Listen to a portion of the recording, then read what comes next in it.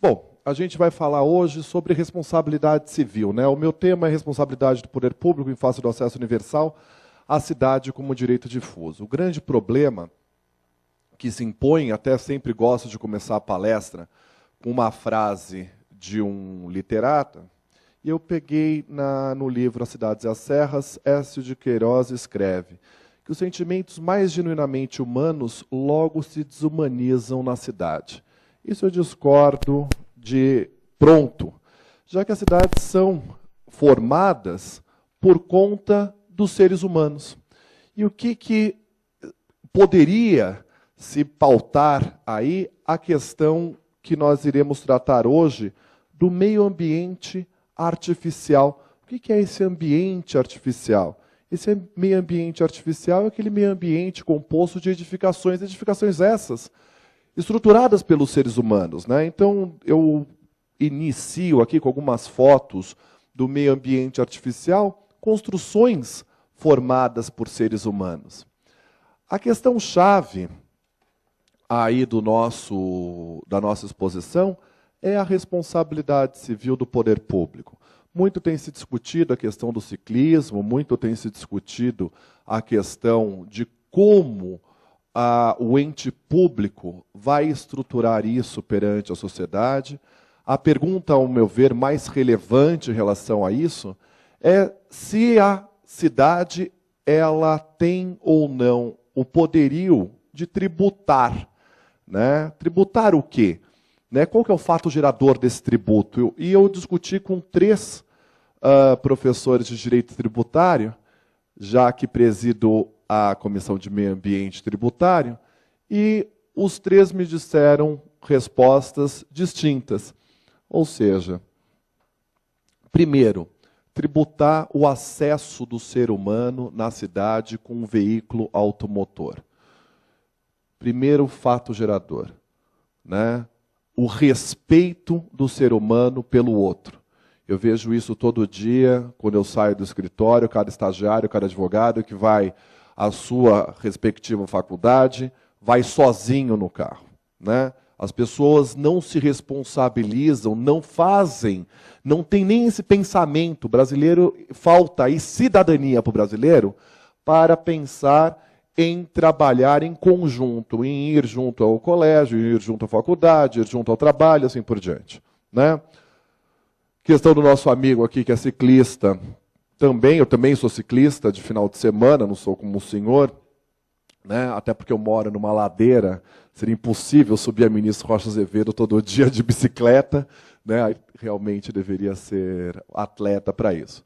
O segundo fato gerador que também discorreram, em relação à tributação do pedágio na cidade de São Paulo, seria a questão da utilização meramente do veículo automotor, né? Isso não seria infringir o direito de ir e vir da pessoa? Agora, o direito de ir e vir da pessoa é um direito individual e que não se sobrepõe ao direito coletivo da cidade, né? Hoje, quando eu estava vindo aqui logo pela manhã, eu tive que passar no escritório para pegar o pendrive por conta dos slides que os senhores verão para frente. A brincadeira é meia hora, né? A brincadeira, o escritório fica perto de um colégio, a entrada do colégio de manhã, a brincadeira de se andar naquela região é 30 minutos. Tá? Terceira questão do fato gerador, que também foi discutido pelos tributaristas em relação a isso, é que a lei, o pedágio, seria uma forma de gerar benefícios para a cidade. Seria com esse pedágio que seria construído, por exemplo, novas ciclovias, onde hoje em dia o poder público ele não discutiu com os ciclistas, com a sociedade, com o Ministério Público. Então, por exemplo, para quem frequenta o centro de São Paulo no domingo, o centro de São Paulo está fechado por causa da ciclovia.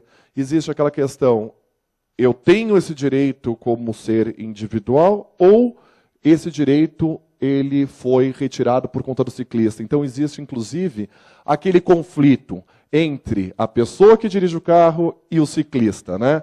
esse conflito não pode existir numa cidade onde cada vez mais, os senhores todos como advogados sabem, a questão do conflito na cidade de São Paulo. Cada vez os conflitos, eles aumentam mais. Como a doutora falou muito bem, o advento das cidades brasileiras são desordenadas, o crescimento urbano é um absurdo.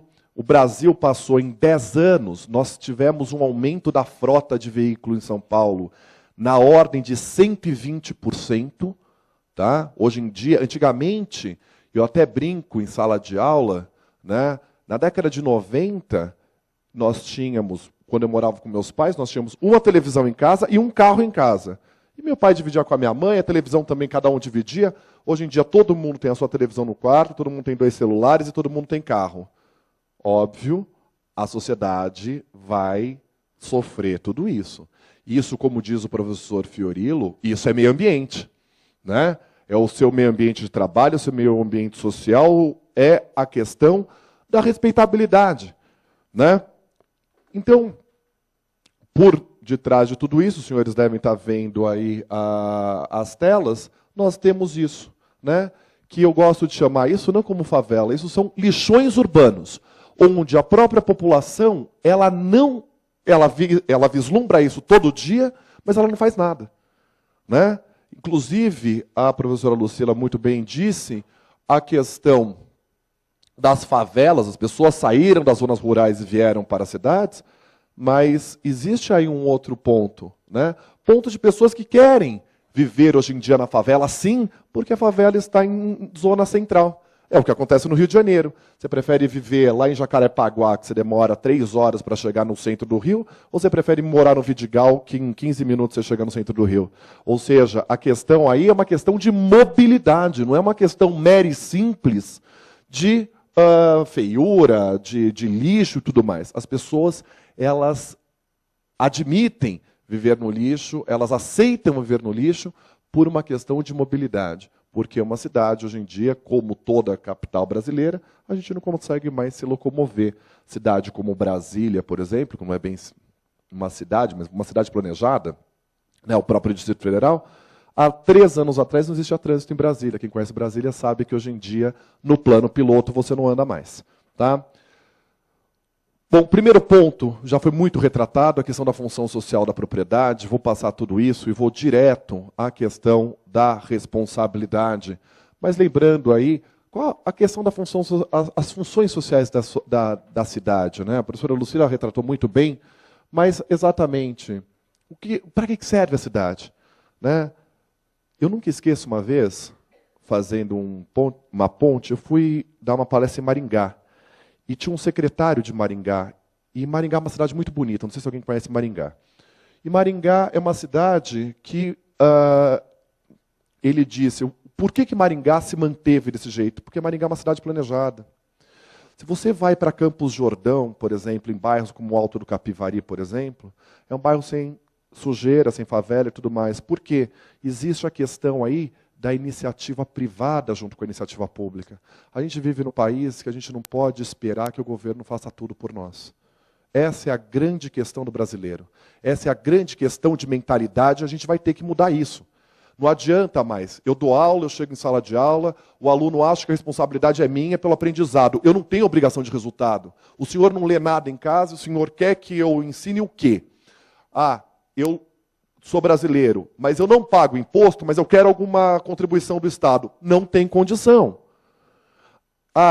O ar está muito poluído, eu tenho rinite e tudo mais, só que você não leva o teu carro no controlar e teu carro é de 95 e está poluindo o ar. Ou seja, essa é a questão do brasileiro. A gente, primeiro, antes de discutir responsabilidade civil, dentro das funções sociais da cidade, o porquê que a sociedade, porquê que a cidade é importante para o povo, a gente tem que vislumbrar o quê? Qual que é a nossa responsabilidade na cidade?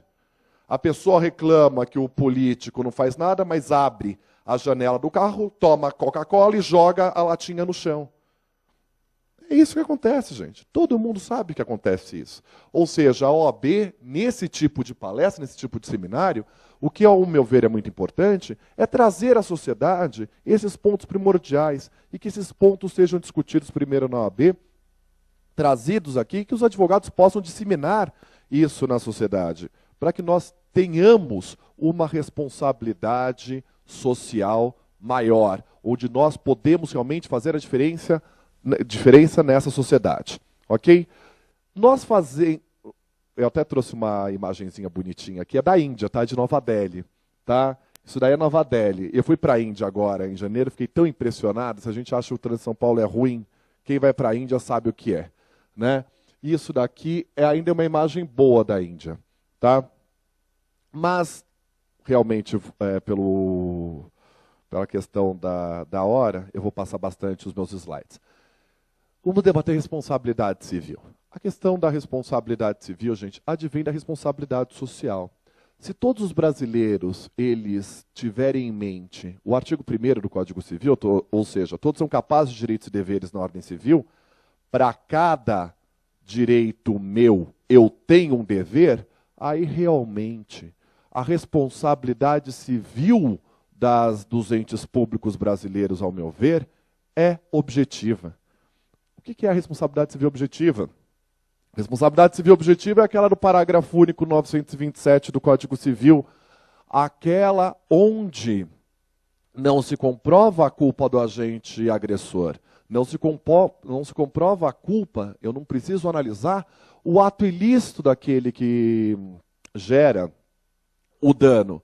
Então, naquela questão da responsabilidade civil do 927, parágrafo único do Código Civil, nós temos aí a questão da responsabilidade civil objetiva, trazida muitas vezes pela Constituição Federal, seja no 225 da Constituição, seja se utilizando, inclusive, do artigo 1º, inciso 3º da Constituição, ou seja, dignidade da pessoa humana, seja também se utilizando do 37, parágrafo 6º da Constituição, né? Bom, várias leis, depois eu deixo os slides para vocês, tá? A responsabilidade civil por dano ambiental, dentro dessa ótica, que, ao meu ver, ela deve existir dentro da sociedade hoje em dia, eu diria que a responsabilidade civil ela é objetiva, ela é solidária entre todos aqueles que geram dano e ela não admite excludente. Você não pode simplesmente gerar um dano ambiental e tentar falar que é o quê? Caso fortuito ou força maior? Não, você assume o risco. Está dentro da teoria do risco, que é a última parte do parágrafo único do 927. Né? Essa é a questão. Qual que é o bem jurídico quando a gente fala em responsabilidade civil objetiva do meio ambiente? Porque o meio ambiente, nós não vivemos uma questão individual. Qual que é a importância de se tratar a matéria do meio ambiente? É uma matéria que tem que ser discutida, dialogada, em que todos nós tenhamos uma visão única, que é aquele determinado bem jurídico. E qual é aquele determinado bem jurídico? Somos nós. Essa é a questão. Né? Se cada um fizer o que quer, logo a gente não consegue nem começar a discutir a responsabilidade civil, porque não advém a responsabilidade social. A partir do momento que nós começamos a discutir e nós começamos a verificar isso, né, não adianta eu falar assim, eu sou ciclista, eu cuido de uma arvorezinha, eu faço isso. Não é eu fazer para mim. Né? A questão é, a sociedade ela tem que se ver e a sociedade ela tem que se imputar. Por quê? Porque é um direito difuso. O que é o direito difuso? É aquele material. Né? O que eu posso fazer com os meus para que aquela coletividade tenha um futuro melhor? O que eu quero deixar para as próximas gerações? Qual que é o legado que eu quero deixar para os meus filhos? Essa é a questão. Né? Não adianta eu pensar em mim ou no aquilo que o outro está fazendo e aquilo outro, o que o ente público também. Quando eu cheguei, o professor Fiorilo estava falando, só para finalizar, ele estava falando do governo. Né? E aquilo me chamou muito a atenção. O brasileiro não lê plano de governo, o brasileiro não lê orçamento, e o brasileiro cobra. E cobra o quê? Aí já começa a questão do meio ambiente.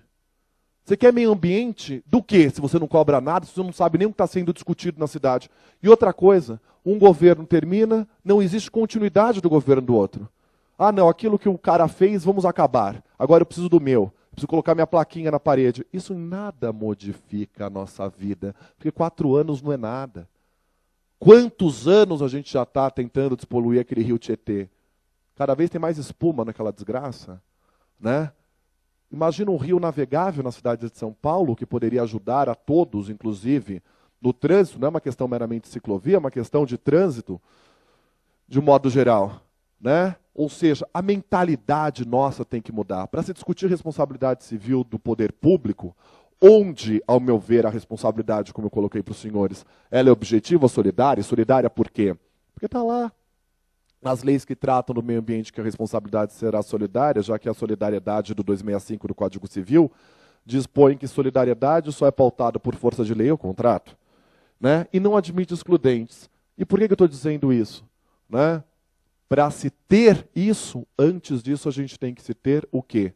A questão da responsabilidade social. Cada um tem que saber do seu direito e do seu dever nessa sociedade.